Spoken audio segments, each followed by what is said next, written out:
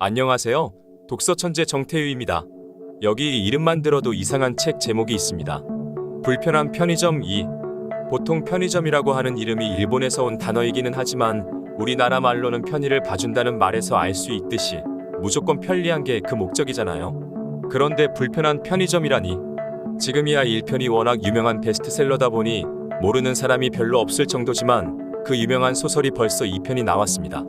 저는 개인적으로 아주 어렸을 때 서울 남대문 시장 근처에서 살았습니다. 그 큰 시장이 집 근처이다 보니 바로 옆집에 있는 슈퍼마켓은 거의 24시간 영업을 했었습니다. 그래서 저는 동네 슈퍼마켓은 당연히 하루 종일 영업을 하는 줄로만 알았었죠. 지금 생각해보면 24시간 편의점하고 별 차이가 없었습니다. 다만 큰 차이라고 한다면 정이 넘치는 편의점이라고나 할까요? 원래 편의점이라고 하는 건 마트나 슈퍼와는 달리 사람 많은 번화가에서 가격은 비싸지만 급하게 필요한 물건을 바로 구입할 수 있는 가게. 어찌 보면 디지털의 느낌이라고나 할까요? 앞서 말한 동네 슈퍼마켓은 완벽한 아날로그의 분위기죠. 그러니 편의점은 완벽한 디지털. 이 둘은 같이 할 수 없는 정반대의 성격이라고 생각됩니다. 그런데 불편한 편의점이라니요. 책을 보면 알 수 있듯이 책 속 등장인물은 실제로 우리 곁에서 살아 숨쉬는 사람처럼 느껴집니다. 힘든 삶 속에 찌들어 있는 모습. 그렇지만 딱히 그 현실을 벗어날 수 없어서 어쩔 수 없이 하루하루를 살아가는 사람들의 모습이죠. 그 안에는 사장에서부터 점장, 아르바이트를 하는 인물들이 등장합니다. 책 속 각 챕터는 곧 등장인물 한 사람 한 사람에 대한 삶의 이야기를 담았습니다. 그 사람이 살아온 세상과 현재의 모습, 앞으로의 꿈까지 담겨 있죠. 어떻게 그렇게들 힘든 삶을 살았을까요? 불행한 시대를 살았을까요? 정말 소설에서만 나올 수 있는 이야기가 아닐까 생각해 봅니다. 그럼에도 불구하고 어떻게든 더 나은 자신의 삶을 이루고자 끊임없이 노력하는 모습을 보여줍니다. 때로는 웃기도, 때로는 눈물 글썽이게도. 또 그런 모습을 보면서 실제로 있다면 집 근처 편의점에 당장 달려가서 손 한번 맞잡아 주고 싶을 정도의 감정이 느껴집니다. 어찌 보면 그냥 스쳐 지나가는 사람들의 모습이지만 하나하나 들여다보면 바로 내 이야기, 우리 이웃의 이야기입니다. 그리고 그런 이야기들은 잠깐 만나고 어우러지는 가운데 그 교집합이 곧 우리 삶의 모습임을 깨닫게 되는 거죠. 결국 소설이라고 하는 건 지금의 내 생각, 내 모습을 투영해 보게 됩니다. 나라면 어땠을까? 나라면 어떻게 할 수 있을까? 하고 말이죠. 책을 덮고 현실로 돌아왔을 때 좀 더 따뜻한 마음을 가지게 된 내 자신의 모습을 발견할 수 있었습니다. 비록 몸은 불편할지 몰라도 마음은 따뜻한 그 편의점을 보는 것처럼 말이죠. 서두에서도 말한 것과 같이 저는 어릴 적 옆집 슈퍼마켓에 대한 기억을 떠올리면 마음 한쪽이 따뜻해지는 느낌이 듭니다. 단돈 몇백 원만으로도 오늘은 뭘 사 먹을까? 가게 앞을 기웃기웃했던 제 어린 시절이 떠올랐기 때문일까요? 그 중에서도 가끔은 그냥 공짜로 과자나 음료수를 하나씩 건네주셨던 아주머니, 아저씨의 모습도 떠오릅니다. 어쩌면 우리 마음속에는 자신의 삶 속에 영원히 기억하고 싶은 불편한 편의점이 하나씩 있기 때문이라고 생각합니다. 현실 속에서 가장 힘들 때, 괴로울 때, 외로울 때면 그저 마음 닿는 대로 찾아가고 싶은 그런 편의점이 말입니다. 70만 독자가 함께 읽은 베스트셀러 불편한 편의점, 전 서점 종합 베스트셀러 1위, 2022년 상반기 베스트셀러 1위. 더 이상 말이 필요 없는 책이죠. 그 유명한 책의 후속편 불편한 편의점 2편, 웃음과 감동과 사람 사는 이야기를 함께 읽어보시는 건 어떨까요? 오늘도 건강과 행복이 함께하는 멋진 하루 만드시기 바랍니다. 고맙습니다. 점장 오선숙. 출근하던 선숙은 사람들의 시선이 연달아 자신에게 꽂히고 나서야 마스크를 안 쓴 걸 깨달았다. 서둘러 집으로 돌아온 그녀는 현관문 옆 고리에 걸린 마스크를 집어들었다. 까먹지 말라고 문 옆에 걸어두고서도 그냥 집을 나서기를 수차례. 이놈의 마스크는 써도 적응이 안 됐다. 코로나 시대 역시 도무지 적응할 수 없었다. 인간은 적응의 동물이라고 하던데 이번에는 이 종족도 어쩔 수 없는지 백신도 영 신통치 않아 보였고 치료제도 지지부진이었다. 변이 바이러스인지 뭔지는 해괴한 이름을 달고 계속 튀어나왔고 돌파 감염이니 뭐니 해서 맞은 백신을 또 맞으라고 했다.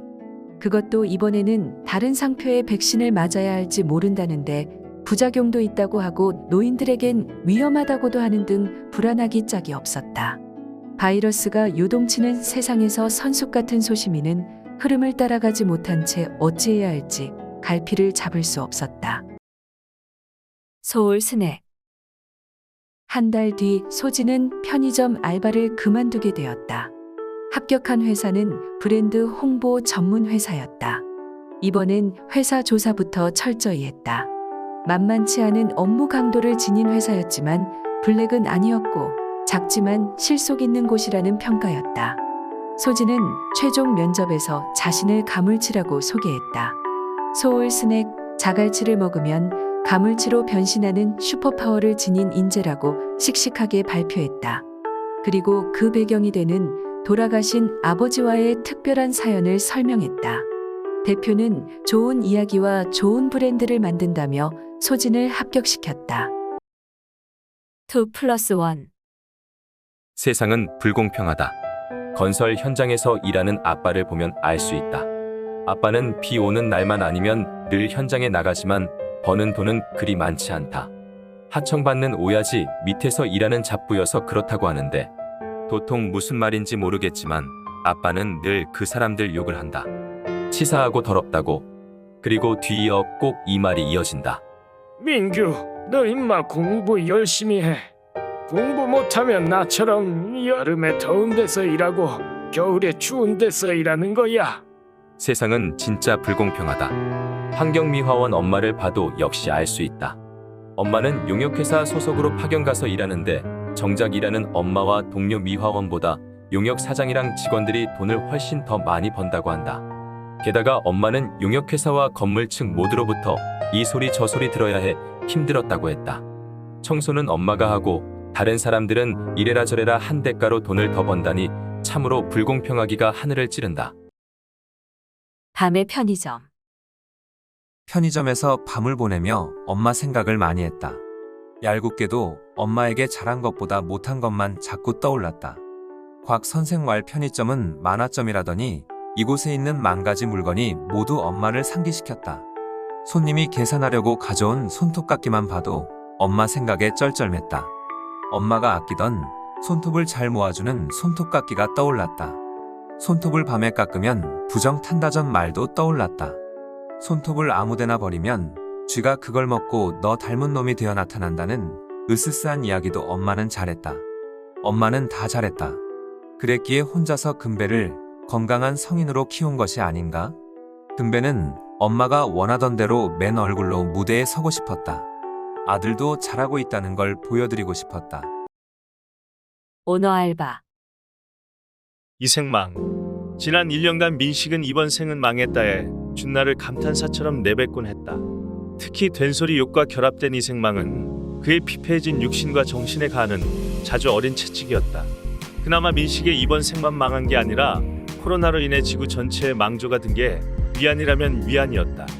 코로나, 재기해보겠다고 길을 쓰던 사업가 민식을 구렁텅이에 빠뜨리고 확인 사살까지 한 저 녀석은 정말이지 때려야 뗄 수 없는 인생 동반자였다.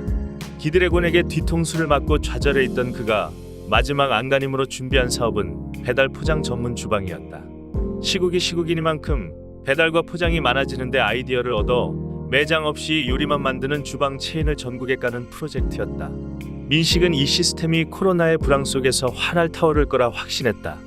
코로나에 맞선 공격적인 아이디어로 탄생한 이 사업체의 이름은 배포키친이었다. 배달과 포장만으로 고객 만족 100% 달성하는 배포 넘치는 키친이란 모토로 발빠르게 체인점 사업을 세팅하고 있었다. 배달 앱 회사와 미팅을 했고 기존 프랜차이즈 업체들과도 제휴를 해볼 심산이었다. 그 자신이 코로나에 확진되기 전까지는